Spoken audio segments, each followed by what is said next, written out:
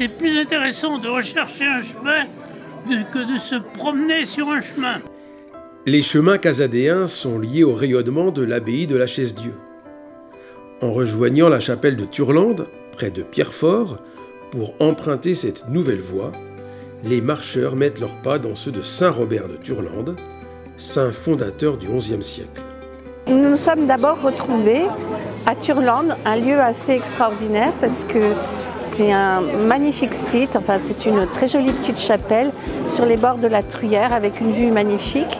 Et on s'est retrouvés, plusieurs associations, pour inaugurer le chemin dit de Turlande, puisque saint Robert de Turlande, qui a fondé la Chaise-Dieu, a sa famille qui était originaire de cet endroit. Alors il y a eu la bénédiction de cette chapelle de Turlande avec l'inauguration d'un nouveau chemin ici. Chemin de Compostelle, via Averna, via Saint-Robert, tous ces chemins ont gardé l'empreinte des pas d'une multitude de marcheurs d'hier et d'aujourd'hui. J'ai pas vu le temps passer tellement on parlait, ou j'écoutais plutôt les gens du coin parler de la vie de Pierrefort, de la vie de Turlande. C'est une journée de partage et d'amitié, de fraternité, et beaucoup de bienveillance les uns envers les autres. J'ai bien aimé l'ambiance, beaucoup de sourires, beaucoup de bienveillance, beaucoup de bonne humeur, un très bon moment de partage, un bon moment de rencontre, vraiment un moment de joie. Pour les baptisés, comment ne pas penser à la page d'Évangile où Jésus rejoint les 2 disciples d'Emmaüs? Il marchait avec eux. Jésus vient marcher avec Cléophas et son compagnon. Il les rejoint. Il ne leur parle ni de haut ni de loin. Il marche à leur rythme. Il fait route avec eux. Il fait route avec chacun.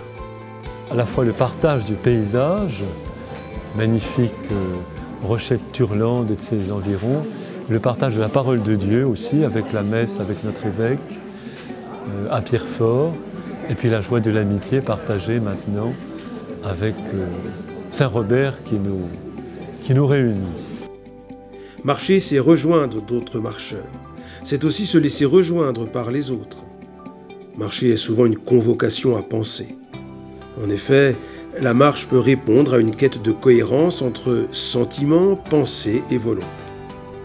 Comme je le disais tout à l'heure, la marche, c'est une affaire d'incarnation.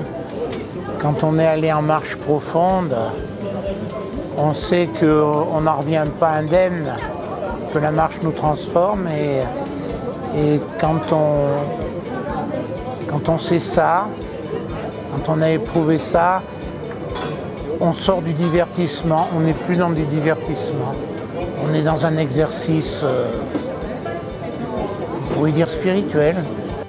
Devant des vies parfois compartimentées et fragmentées, la marche unifie. À la condition d'oser commencer, nous découvrons combien elle se met au service de la vie.